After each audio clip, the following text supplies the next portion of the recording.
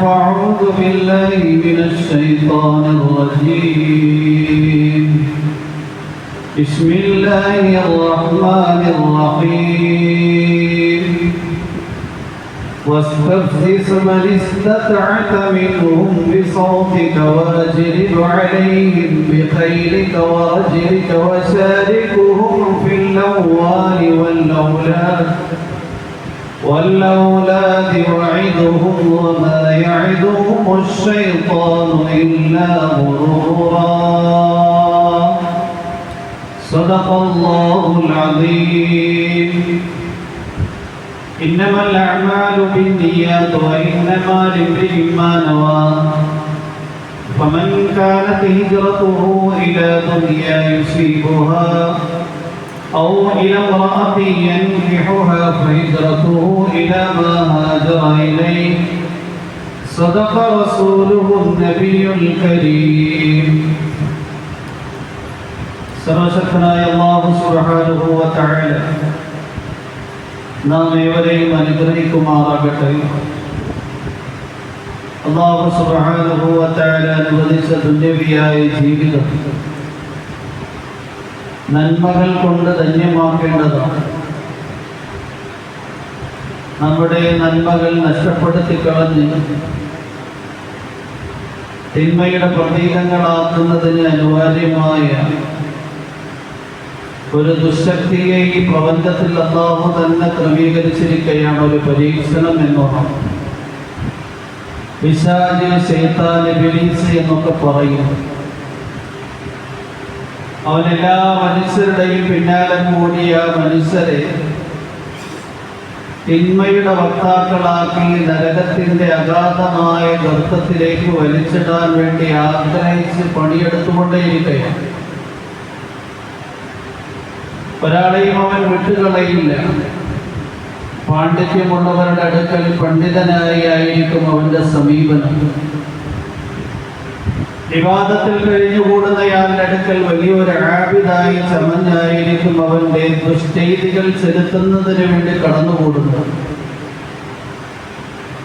ഇങ്ങനെ മനുഷ്യരെ ഏതെല്ലാം തരത്തിൽ വഴികെടുത്താൻ പറ്റുമോ അങ്ങനെയെല്ലാം അവൻ പരിശ്രമിച്ച് അവനെ വഴികേടിലാക്കി പാപങ്ങളുടെ അടിറ്റുകളാക്കി ദുനിയാവിൽ നിന്ന് യാത്രയാക്കിക്കും. ഇത് പിശാചിന്റെ വലിയ ഒരു അധ്വാനവും പരിശ്രമവും അവന്റെ ലക്ഷ്യവുമാണ്. അല്ലാമ ഇബ്നുൽ ജൗസി എന്ന് പറയുന്ന വലിയൊരു മഹാനുണ്ട്. അദ്ദേഹം ഒരു ഗ്രന്ഥം എഴുതിയിട്ടുണ്ട്, തൽബീസുൽ ഇബ്ലീസ്. ഇബ്ലീസ് എങ്ങനെയാണ് മനുഷ്യരിൽ കടന്നുകൂടി അവന്റെ കുതന്ത്രങ്ങൾ ചെലുത്തുന്നത്. ഓരോരുത്തരിലും വ്യത്യസ്തമായ രീതിയിലായിരിക്കും അവൻ അവന്റെ തന്ത്രങ്ങൾ പ്രതിഫലിപ്പിക്കുന്നത്. ബർസീസ എന്ന് പറയുന്ന ബനൂ ഇസ്രായേലിലെ വലിയൊരു ആബിദ് ഉണ്ടായിരുന്നു. അദ്ദേഹം ഒരു മഠമുണ്ടാക്കി, ഒരു ആശ്രമമുണ്ടാക്കി, അതിൽ ഇബാദത്തിൽ തന്നെ നിരതനായി. പിശാച് എങ്ങനെയാണ് വലിയ ഇബാദത്തുകാരനെ വഴികെടുത്തേണ്ടത് എന്ന് ചിന്തിച്ചു. അദ്ദേഹത്തിന്റെ മുന്നിൽ അവതരിച്ചത് വലിയ ഒരു ഇബാദത്തുകാരനായി ചമഞ്ഞുകൊണ്ട് തന്നെയാണ്. ബർസീസ ഒരു ദിവസം നോക്കുമ്പോൾ തന്റെ ആശ്രമത്തിന്റെ പുറത്തൊരാൾ മുസല്ല വിരിച്ച് നമസ്കരിക്കുകയാണ്. രാവിലെയും ഉച്ചയ്ക്കും വൈകുന്നേരവും രാത്രിയും 24 മണിക്കൂറും മുസല്ലയിൽ നമസ്കാരത്തിൽ തന്നെ വ്യാപൃതനായിരിക്കുന്നയാളെ കണ്ടപ്പോ ബർസീസ ചിന്തിച്ചു, എന്നെക്കാൾ വലിയ ഇബാദത്തുകാരനാണ് ഈ വന്നിരിക്കുന്നത്. ബർസീസയുടെ ഹൃദയത്തിലേക്ക് ഇത് പിശാച് വേഷം മാറി വന്നതാണ് എന്ന ചിന്ത കൂടി ഉണ്ടായില്ല. ഏതാനും ദിവസം കഴിഞ്ഞപ്പോ ഈ പിശാച് ബർസീസയുടെ വീട്ടിന്റെ അടുക്കൽ തന്നെ വന്ന് മുസല്ല വിളിച്ച് നമസ്കരിക്കുന്നതാണ് കാണുന്നത്. അപ്പോഴും ബർസീസയുടെ ഹൃദയത്തിൽ ഇത് പിശാചാണ് എന്ന ചിന്ത പോയില്ല. ഇത് ഏതോ വലിയ ഇബാദത്തുകാരനാണ് എന്ന ധാരണയിലായിരുന്നു.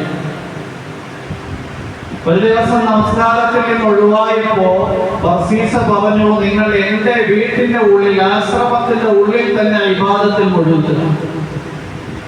പിശാച് മുസല്ലയുമായി ബർസീസ താമസിച്ചിരുന്ന ആശ്രമത്തിന്റെ ഉള്ളിൽ കയറി ഇബാദത്തിൽ തന്നെ നിരതരായി.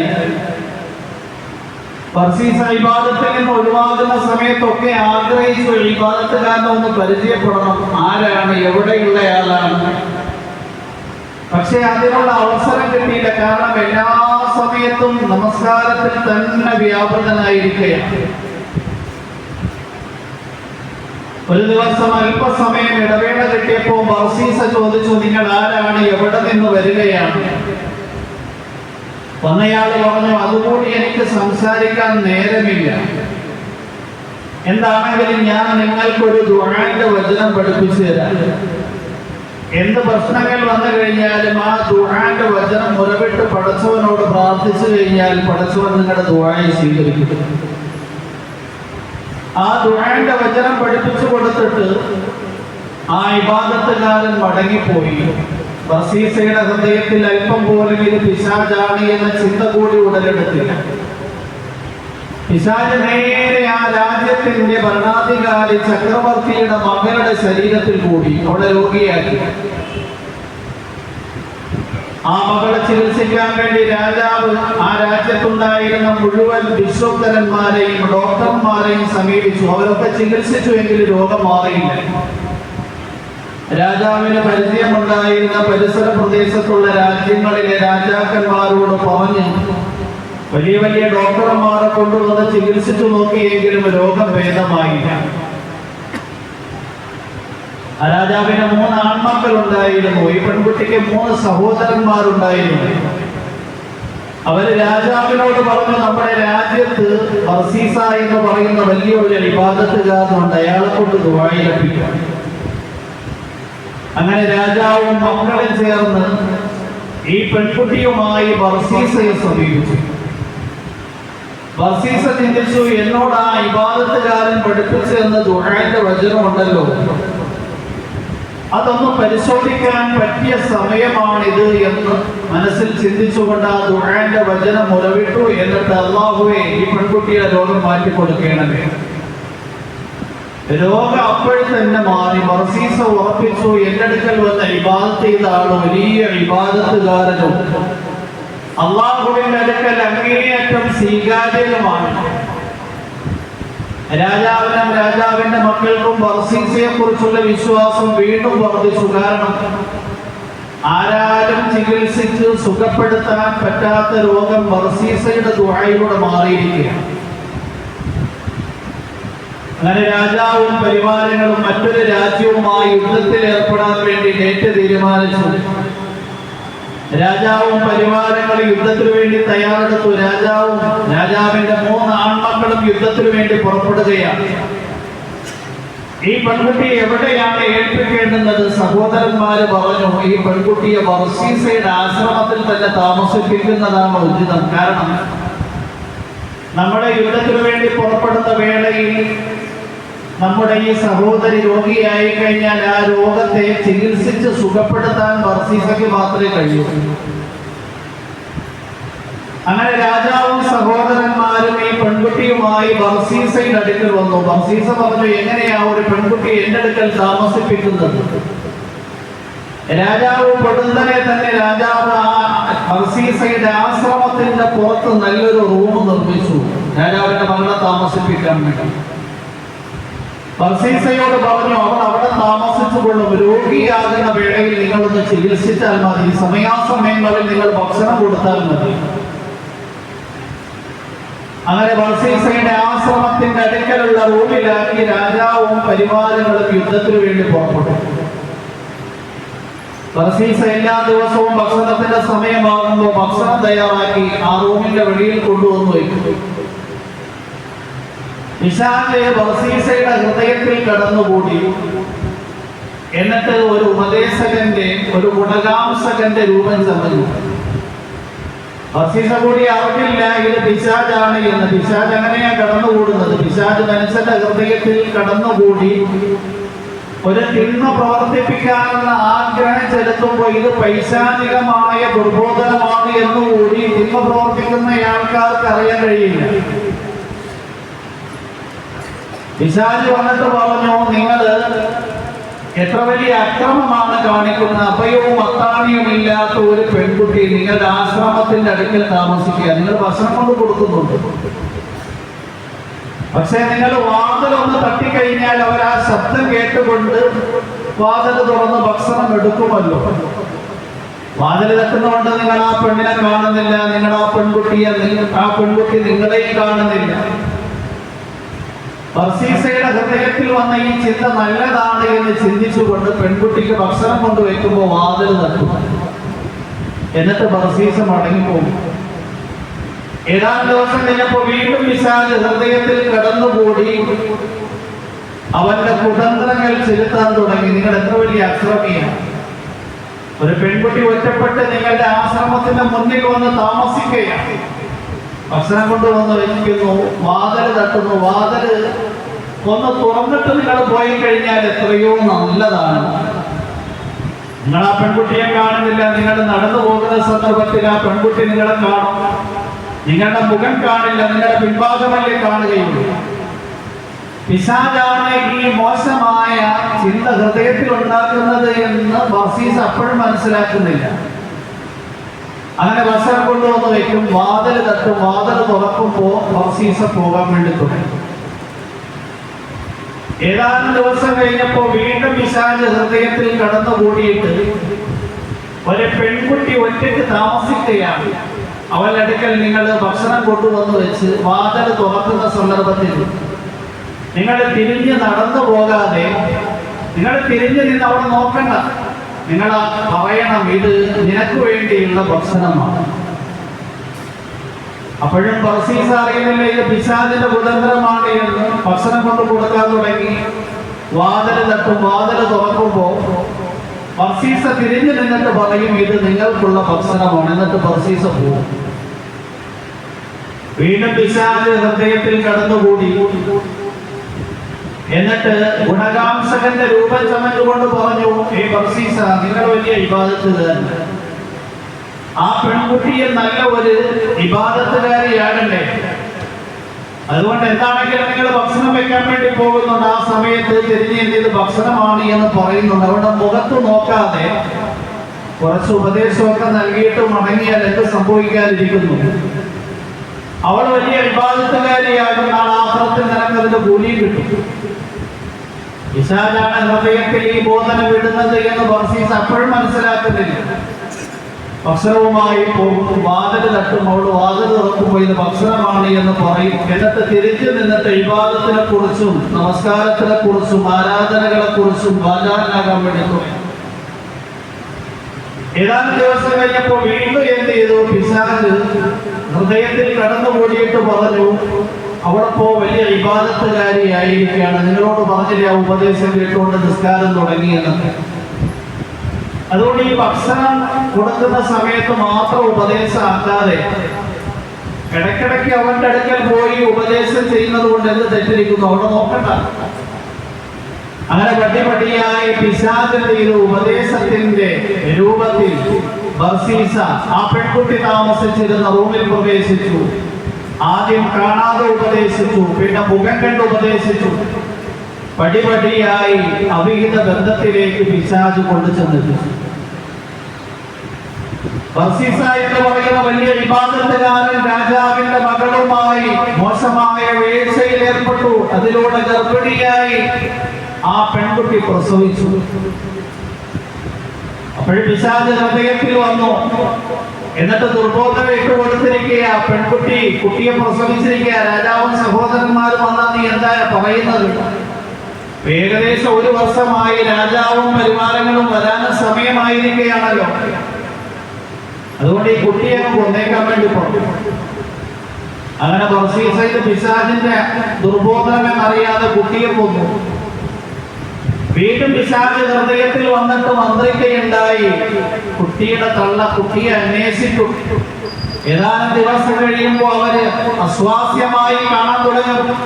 രാജാവും പരിവാരങ്ങളും വരുമ്പോ ഈ പെൺകുട്ടി നിങ്ങൾ ചെയ്ത മുഴുവൻ കാര്യങ്ങളും പറയും. അതുകൊണ്ട് ആ പെൺകുട്ടിയെ കൂടി അതുപോലെ ചെയ്തേക്കും. ബർസീസ ആ പെൺകുട്ടിയെയും കൊന്നു. 2 പേരെയും ആ ആശ്രമത്തിന്റെ അടുക്കൽ ഉണ്ടായിരുന്ന ഒരു പൊട്ടക്കിണറ്റിൽ കൊണ്ടുപോയി തള്ളി അതിന്റെ മുകളിൽ പാറക്കല്ല് വെച്ചടച്ചു. എന്നിട്ട് നല്ലൊരു ഖബറുണ്ടാക്കി.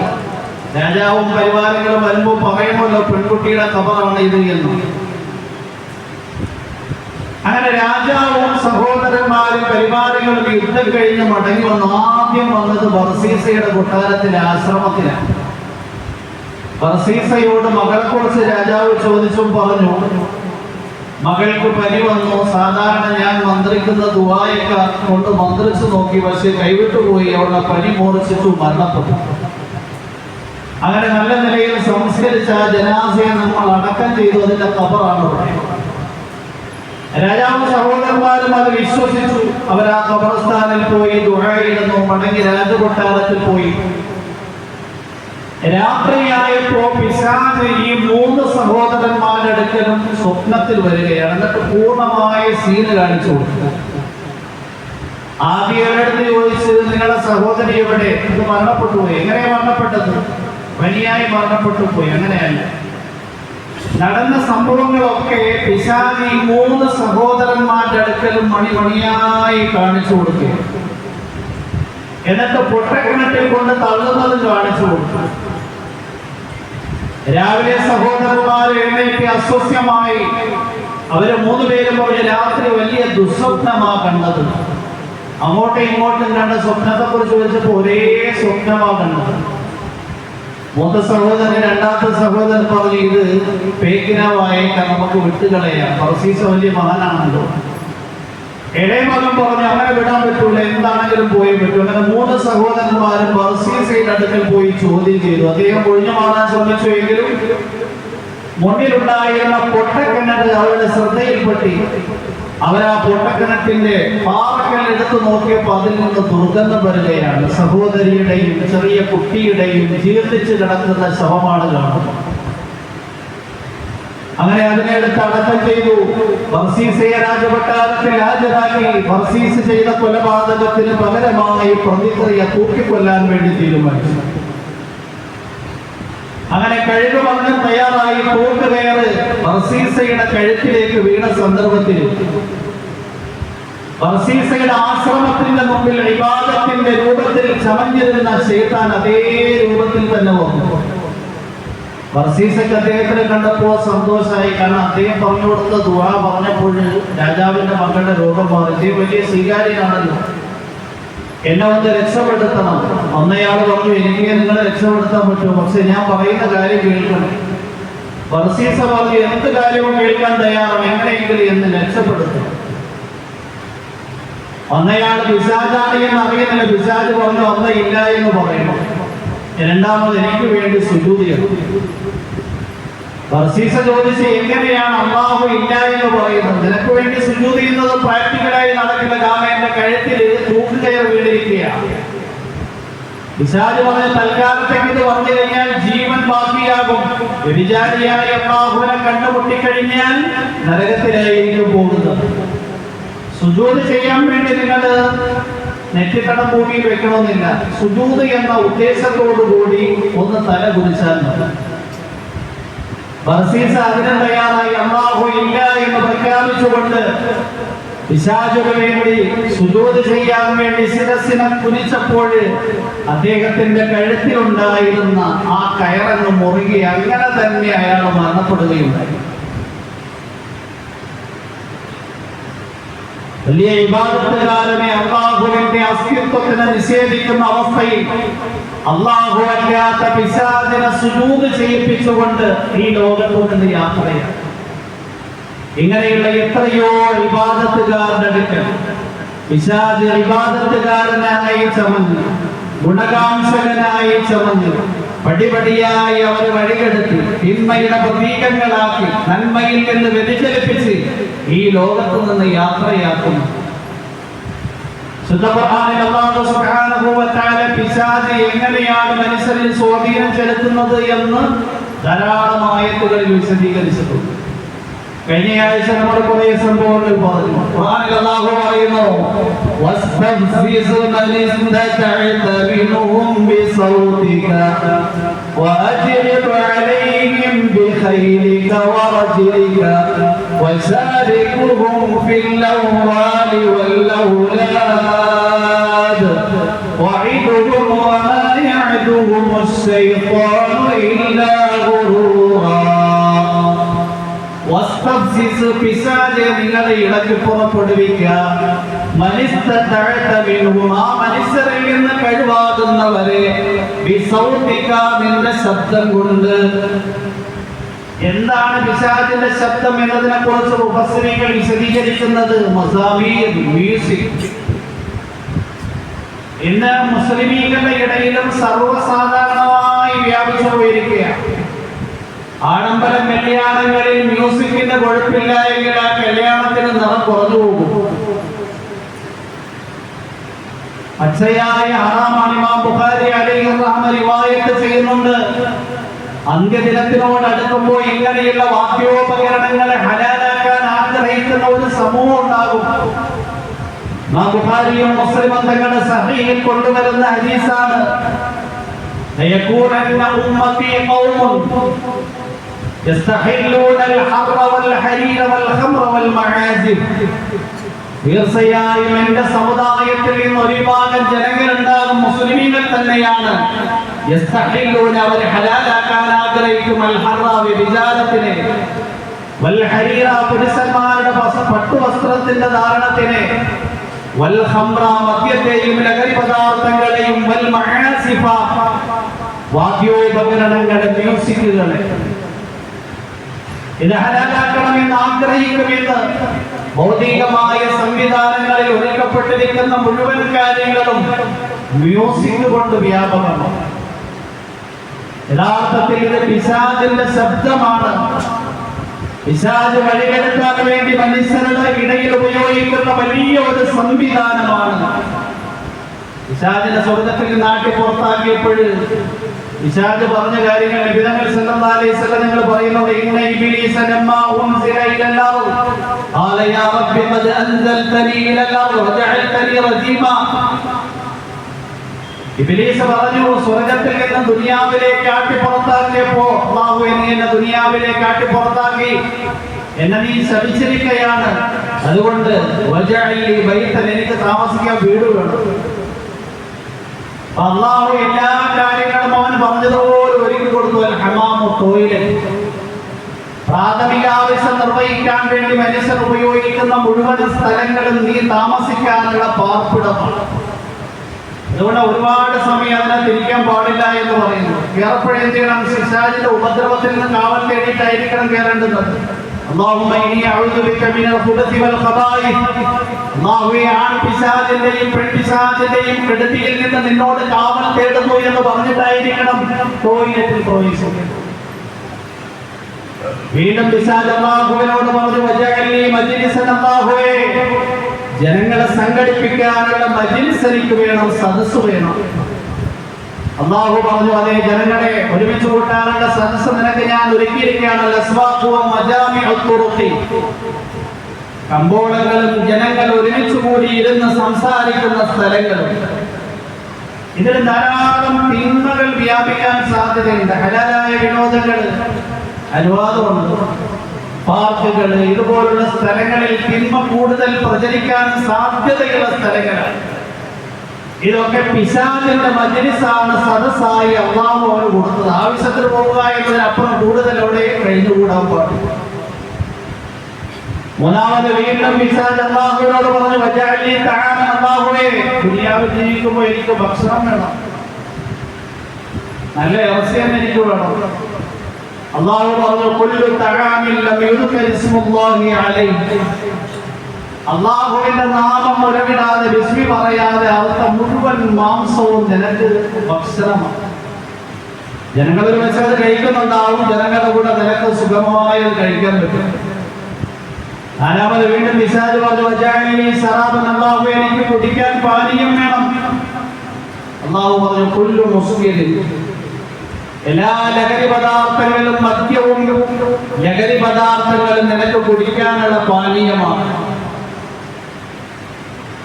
വീണ്ടും പിശാച് അല്ലാഹുവിനോട് ചോദിച്ചു, വജഅൽനി മുഅദ്ദിനൻ. അല്ലാഹുവേ, ജനങ്ങളെ ഒരുമിച്ച് കൂട്ടാനുള്ള ഒരു സംവിധാനം എനിക്ക് വേണം. അല്ലാഹു പറഞ്ഞു, അൽ മസാമീർ, മ്യൂസിക്കാണ്, വാദ്യോപകരണങ്ങളാണ്. എവിടെയെല്ലാം ഇത് ഉപയോഗിക്കുന്നുണ്ട്, യഥാർത്ഥത്തിൽ പിശാചാണ് ഇത് ഉപയോഗിക്കുന്നത്. ജനങ്ങളെ ഒരുമിച്ച് കൂട്ടാൻ വേണ്ടി അള്ളാഹു പിശാചിന് നൽകിയിരിക്കുന്ന ഒരു സംവിധാനമാണ് മ്യൂസിക് എന്നത്. വീണ്ടും പിശാച് അള്ളാഹുവിനോട് ചോദിച്ചു, വജഅൽനി ഖുർആനൻ, അള്ളാഹു എനിക്ക് വായിക്കാൻ എന്തെങ്കിലും കാര്യങ്ങൾ വേണം. അള്ളാഹു പറഞ്ഞു, അശ്ശഅറ, മോശമായ ആശയങ്ങൾ ഉണ്ടാക്കുന്ന കവിതകളാണ്, മനുഷ്യന്റെ ഹൃദയത്തിൽ വിചാരങ്ങൾ ജനിപ്പിക്കുന്ന, മനുഷ്യന്റെ ഹൃദയത്തെ ഇക്കിളിപ്പെടുത്തുന്ന സെക്സും സ്റ്റണ്ടും അടങ്ങിയിരിക്കുന്ന കവിതകൾ. ഇത് നിനക്ക് വായിക്കാൻ വേണ്ടി ഞാൻ നൽകിയിരിക്കുക. വീണ്ടും പിശാച് അള്ളാഹുവിനോട് ചോദിച്ചു, വജഅൽനി കിതാബൻ, അള്ളാഹു എനിക്ക് എഴുതാൻ വേണ്ടി എന്തെങ്കിലുമൊക്കെ സംവിധാനം വേണം. അള്ളാഹു പറഞ്ഞു, അൽ വസ്മ, ജനങ്ങളുടെ ശരീരത്തിലെ പച്ചകുത്തൽ നിനക്ക് എഴുതാനുള്ള ബുക്കായി ഞാൻ ഒരുക്കി വെച്ചിരിക്കുക. ടാറ്റു ചെയ്യുക എന്ന് പറഞ്ഞു കഴിഞ്ഞാൽ പിശാച് യഥാർത്ഥത്തിൽ അവന്റെ ശരീരത്തിൽ എഴുതുകയാണ്, വരയ്ക്കുകയാണ് എന്ന് സാധിക്കും. വീണ്ടും പിശാച് അല്ലാഹുവിനോട് ചോദിച്ചു, അല്ലാഹുവേ വജഅൽനി റുസുലൻ, എനിക്ക് കുറച്ച് ദൂതന്മാരെ വേണം.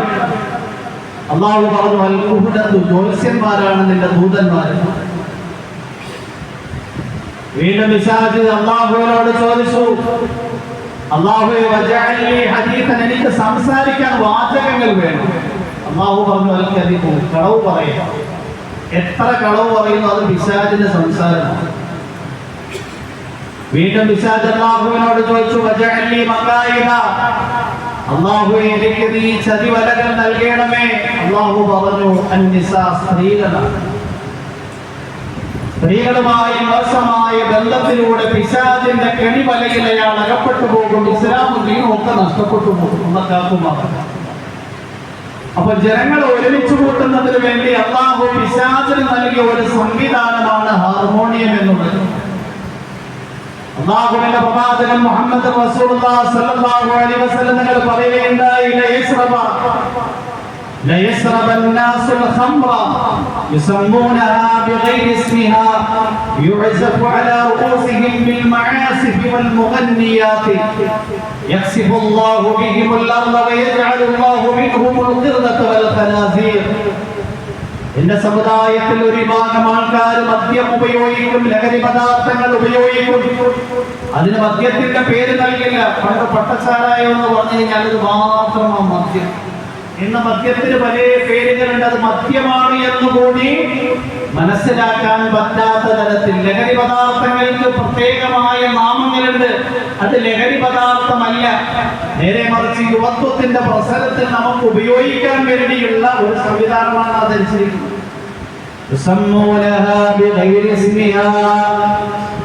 ആ ലഹരി പദാർത്ഥങ്ങൾക്ക് അതിൻ്റെതല്ലാത്ത പേര് നൽകപ്പെടുന്ന കാലം വരെ MDM വിൽക്കുന്ന അയാൾ MDM എന്ന് പറഞ്ഞാലേ വിളിക്കുന്നത്, വേറെ പേരിലാണ്.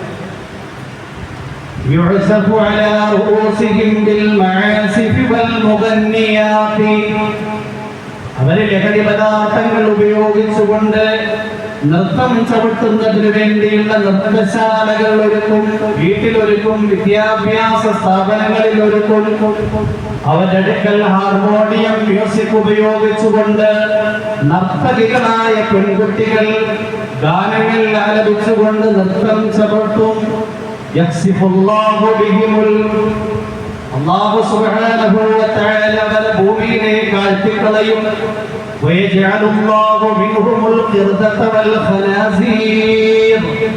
അല്ലാഹു അവരുടെ കോലം മറിച്ച് കളയും. കുരങ്ങന്മാരെ അവരിൽ നിന്നുണ്ടാക്കും, പന്നികളായും അവരെ കോലം മറിക്കുമെന്നുള്ള പ്രവാചകൻ പറയുകയാണ്.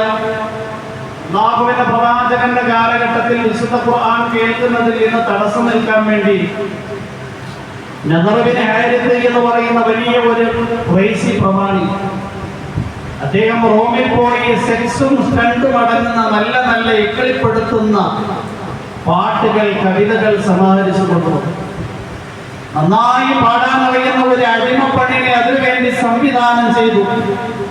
അവളാണ് എങ്കിൽ ദാറുൽ അർഖമിലേക്ക് ഖുർആൻ കേൾക്കാൻ വേണ്ടി പോകുന്ന ആൾക്കാരുടെ മുന്നിൽ പോയി പാട്ടുപാടി അവർക്ക് കുടിക്കാൻ നല്ല മദ്യം നൽകി, കഴിക്കാൻ നല്ല ഭക്ഷണം നൽകി.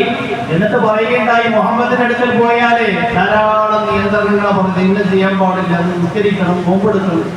ഇവിടെ ഇത് കേൾക്കുക, ഉല്ലസിക്കുക, ആനന്ദിക്കുക, തിരിച്ചു മടങ്ങിപ്പോകും. ഇന്ന് ലോകത്ത് നടക്കുന്നത് തന്നെയാണ്. ഇസ്ലാമിനെ കുറിച്ച് വിമർശിക്കുന്നവർ പറയുന്നത് ഇസ്ലാം നിയന്ത്രണമാണ്, ഇസ്ലാം ഇന്നത് ചെയ്യാൻ പാടില്ലെന്നാ പറയുന്നത്, ഇസ്ലാം ഇന്നത് കൽപ്പിക്കണമെന്നാ പറയുന്നത്. ധാരാളം പേര് നദറുബിന് ഹാരിസിന്റെ ഈ കരിമലയിൽ കുടുങ്ങി ദാറുന്നദവയിൽ ഒരുമിച്ച് കൂടി പാട്ടും സംഗീതവും മ്യൂസിക്കും കേൾക്കാൻ തുടങ്ങി, ഖുർആൻ കേൾക്കാൻ വരാതെയായി. ഈ സന്ദർഭത്തിൽ അല്ലാഹു സുബ്ഹാനഹു വ തആല ഇടപെടുകയാണ്. വമിനൻ നാസി മൻ യശ്തരി ലഹു അൽ ഹദീദ് ലിയുദില്ല അൻ സബീലില്ലാഹി വയത്തഖിദഹാ ഹുസുവാ ഉലൈക ലഹും അദാബുൻ മുഹീൻ വഇദാ തുത്ലാ അലൈഹി ആയാതുനാ ولا مستكبرا كأن لم يسمعها كأن في أذنيه وقرا فبشره بعذاب أليم ومن الناس من يشتري له الحديد ജനങ്ങളിൽ നിന്ന് ഒരു ചിലർ പാഴായ വിനോദങ്ങളെ വില കൊടുത്ത് വാങ്ങുന്നവരായുണ്ട്.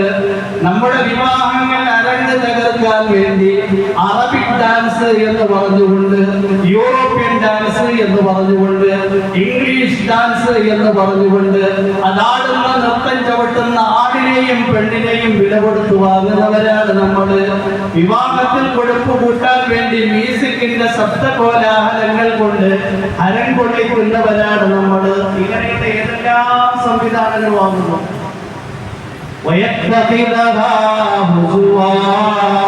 ജനങ്ങളെ അല്ലാഹുവിന്റെ ചിന്തയിൽ നിന്നും അല്ലാഹുവിന്റെ മാർഗത്തിൽ നിന്നും വ്യതിചലിപ്പിക്കാൻ വേണ്ടി, എന്നിട്ട് അവരതിനെ ഒരു കോമഡിയായി, ഒരു വിനോദമായിട്ടാണ് കാണുന്നത്. ഇന്ന് ആധുനിക യുവതി ഇതൊന്നും ഇല്ലാതെ എങ്ങനെ കല്യാണം നടക്കുന്നത്? എന്തായി ഉത്തരം പ്രതീക്ഷിക്കുന്നത്? നിന്ദ്യമായ ശിക്ഷ കൊണ്ടവർക്ക് നിങ്ങൾ താക്കീത് നൽകിക്കൊള്ളുക. ഈ വിവാഹത്തിന്റെ പര്യവസാനം കുടുംബവും ഗോത്രവും നിന്ദ്യമാകുന്ന തരത്തിലേക്ക് തരം താഴ്ന്നു പോകുന്ന ധാരാളം യാഥാർത്ഥ്യങ്ങൾ നമ്മൾ കാണുന്നു.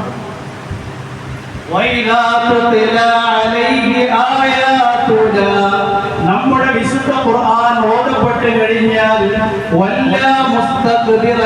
അഹന്തടിച്ചവര് തിരിഞ്ഞു കളയും. അവരതിനെ കേട്ടിട്ടില്ല എന്നതുപോലെ അവർക്ക് നിങ്ങൾ വേദനാജനകമായ ശിക്ഷ കൊണ്ട് താക്കീത് നൽകുക. അതുകൊണ്ട് വിനോദങ്ങൾ, അതിൽ പ്രധാനമായിട്ടും മ്യൂസിക്. അല്ലാഹുവിന്റെ പ്രവാചകൻ പറയുകയുണ്ടായി, സൗത്താനി മൽഊനാനി ഫിദ്ദുനിയ വൽ ആഖിറ മിസ്മാറുൻ ഇൻദ നിഅമത്തിൻ വറന്നത്തുൻ ഇൻദ മുസീബ. അല്ലാഹുവിന്റെ പ്രവാചകൻ പറയാ, രണ്ട് സത്യങ്ങൾ, രണ്ട് ദുനിയാവിലും ആഖിറത്തിൽ ശപിക്കപ്പെട്ടതാ. ഒന്ന് അനുഗ്രഹത്തിന്റെയും സന്തോഷത്തിന്റെയും ആർഭാടത്തിന്റെയും വേളകളിൽ മ്യൂസിക് ഉപയോഗിക്കും. വറന്നത്തുനിന്റെ മുസീബ, എന്തെങ്കിലും പ്രയാസങ്ങൾ വരുമ്പോൾ ഒപ്പാന വെച്ച് കരയുക, മുഖം മാന്തി, ശരീരം മാന്തി കീറി, വസ്ത്രങ്ങൾ കീറിപ്പറിച്ചുകൊണ്ട് തന്റെ ദുഃഖത്തിനെ പ്രകടിപ്പിക്കുന്ന ശൈലി. അലി റളിയല്ലാഹു അൻഹു പറയാം, അല്ലാഹുവിന്റെ പ്രവാചകന്റെ നിയോഗത്തിന്റെ ധാരാളം ലക്ഷ്യങ്ങളിൽപ്പെട്ട ഒരു ലക്ഷ്യം അല്ലാഹുവിന്റെ പ്രവാചകൻ തന്നെ പറയുകയാണ്, ലോകത്ത് നിന്ന് മ്യൂസിക്കിനെ ഇല്ലാതാക്കാൻ വേണ്ടിയാണ് എന്നെ നിയോഗിച്ചേക്കപ്പെട്ടത്. മ്യൂസിക് എന്ന് പറഞ്ഞു കഴിഞ്ഞാൽ ആധുനികതയുടെ സംഭാവനയല്ല. 14 നൂറ്റാണ്ട് മുമ്പ് ജാഹിലിയ കാലഘട്ടത്തിൽ ജനങ്ങളുടെ ഇടയിൽ പ്രചരിച്ചിരുന്ന ഒരു കാര്യമാണ്. അല്ലാഹുവിന്റെ പ്രവാചകൻ നബുവത്തിന് മുമ്പ് കേൾക്കാൻ വേണ്ടി പോയപ്പോൾ എന്ത് ചെയ്തു? ഓർമ്മട്ടു, നിയമമില്ലല്ലോ. എന്ന് പറഞ്ഞു കഴിഞ്ഞാൽ അത് അത്രയും മോശമായ ഒരു കാര്യമായതുകൊണ്ട് ഇന്ന് ജാഹിലിയ കാലഘട്ടത്തിൽ നടന്ന പല കാര്യങ്ങൾ, പഴഞ്ചൻ സംസ്കാരം, പഴയ വീഞ്ഞ് പുതിയ കുപ്പിയിലെന്നതുപോലെ അതിനൊരു അലങ്കാരവും സൗന്ദര്യമൊക്കെ നൽകി ഇത് ആധുനികതയാണ്, ഇത് നാഗരികതയാണ്, ഇത് 21ാം നൂറ്റാണ്ടിൽ വേണ്ടുന്ന കാര്യമാണ്. ഇതൊന്നും 21ാം നൂറ്റാണ്ടിൽ ഉണ്ടായിരുന്നില്ല. പണ്ട് വിവരമില്ലാത്ത കാലത്ത്, സംസ്കാരം ഇല്ലാത്ത കാലത്തുണ്ടായിരുന്നു. അപ്പൊ അതുകൊണ്ട് ഖുർആനിൽ അല്ലാഹു പറയുകയാണ്, പിശാചിന് മനുഷ്യനെ കെണിയിലകപ്പെടുത്താൻ വേണ്ടി അള്ളാഹു നൽകിയ ഒരു ഉപകരണമാണ്